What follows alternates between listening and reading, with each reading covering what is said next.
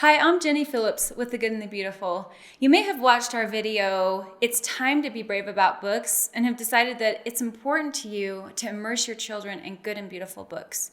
But how? This video is to help you in that journey. In a world of instant gratification and fast-paced, thrilling entertainment, it can be hard to get your children interested in truly good books. But I am here to tell you that it is possible and it is unbelievably worth it. First, I want to explain that The Good and the Beautiful puts books into three categories: good and beautiful books, roller coaster books, and unworthy books. What defines a good and beautiful book? The Bible verse is the underlying standard that we use. Philippians 4:8. Finally, brethren, whatsoever things are true, whatsoever things are honest, whatsoever things are just, whatsoever things are pure, whatsoever things are lovely, whatsoever things are of good report, if there be any virtue, if there be any praise, think on these things. So good and beautiful books are true and honest, pure, lovely, good report, virtuous, and praiseworthy. This means that good and beautiful books have high moral and literary value, and they also need to be entertaining, but they do not contain graphic violence. They do not contain inappropriate, crude, or profane content. They do not portray inappropriate behavior as funny, acceptable, or entertaining. And they do portray family, adults, and learning as things that should be positive and helpful.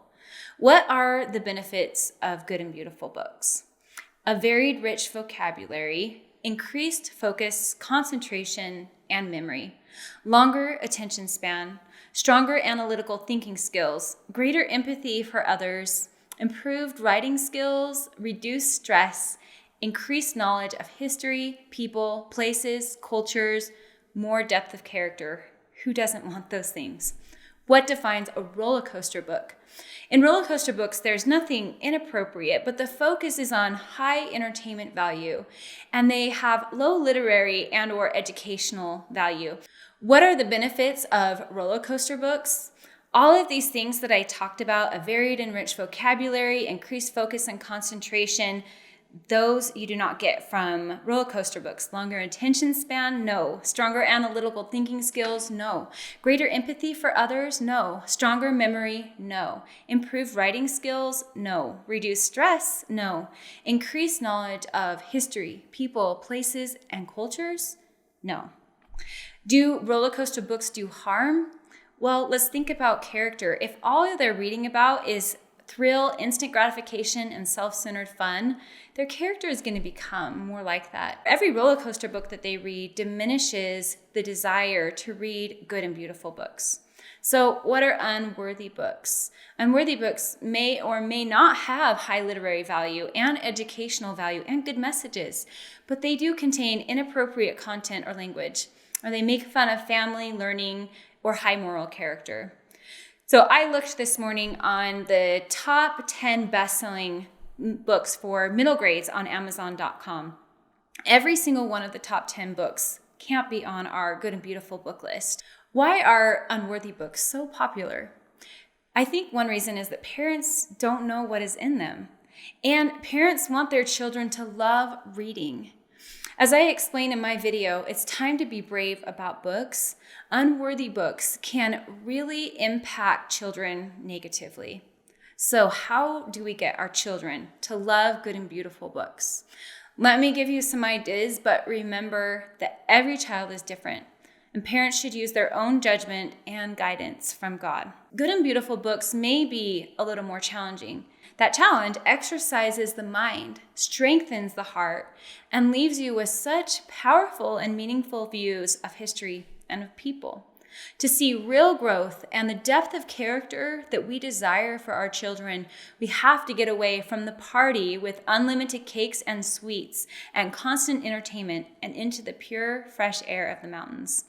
Let's talk about how we do that. Number one is to get rid of unworthy books. Parents and children shouldn't feel bad for having read unworthy books in the past. This is a great opportunity to teach your children about improving and moving forward and growing.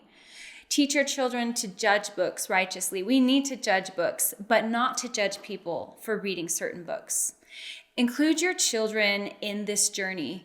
Have a discussion with them. If you can sit down with them and say like, hey, I just saw this amazing video, have them watch this video and all of our videos on books with you. I strongly, strongly suggest getting them involved in this journey and sitting down with them and making up a list of your standards.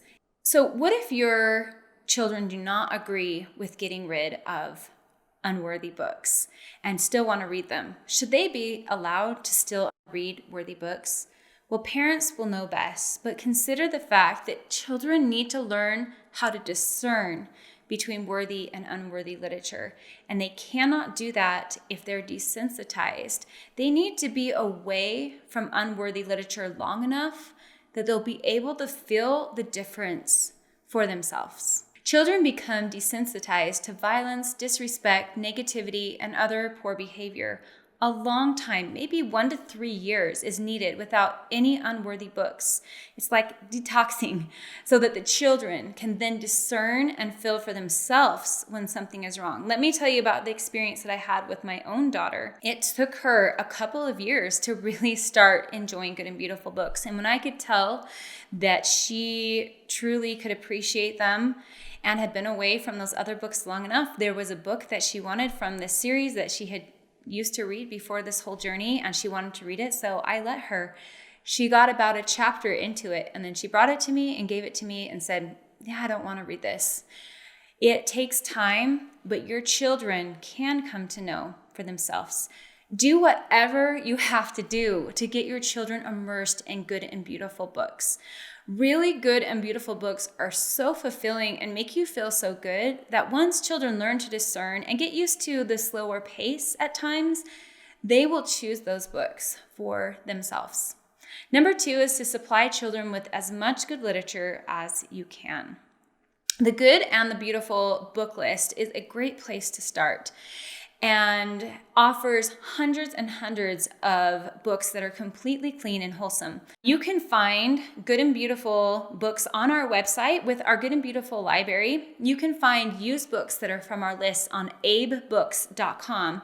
And you can even find some of our books on our list on LibriVox.org to listen to for free. You can request that your local library purchase books from the Good and the Beautiful book list. Create a book exchange with other families. The Good and the Beautiful Language Arts curriculum helps teach children to discern and to appreciate good literature. Levels 1 through 5 of our language arts courses are totally free. Download the PDFs and print off pages about good literature.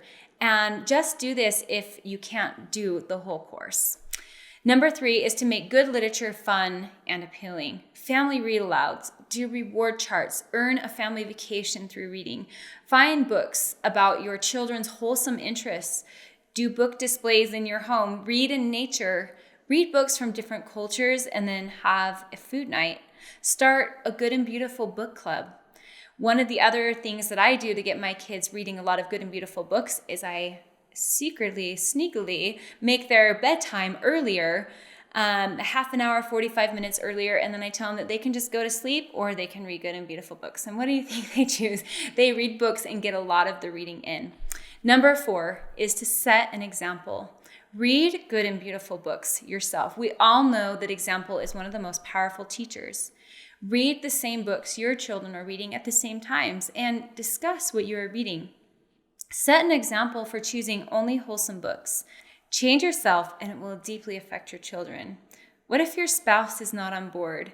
Use gentle persuasion and humble example, not angry, self-righteous example. Sometimes it takes time. Give them that space. Number 5 is to persist.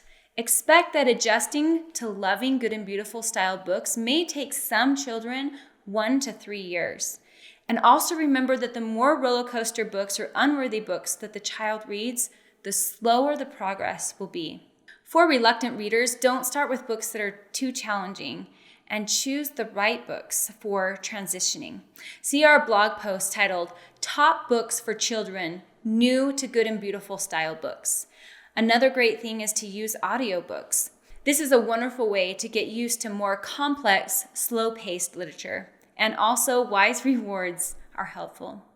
I hope The Good and the Beautiful can be a support to you in this journey to immerse your children in the best books. In the world we live in, it is not always an easy journey. Subscribe to our channel and watch our upcoming videos on books so you will continue to be encouraged, inspired, and supported and reminded of why it's so important that we are careful and wise in the books that we give to our children.